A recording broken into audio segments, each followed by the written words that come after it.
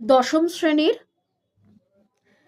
West Bengal বোর্ডের পাঠ্য বইয়ে আছে অভিষেক কবিতা।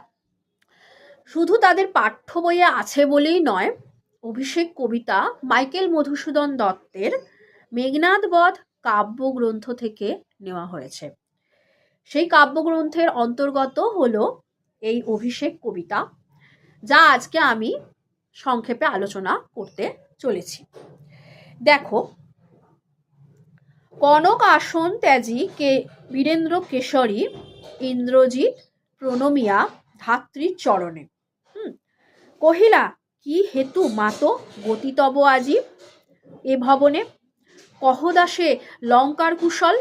দেখো, মেঘনাদ বধ কাব্যের প্রথম স্বর্গের নাম হলো অভিষেক।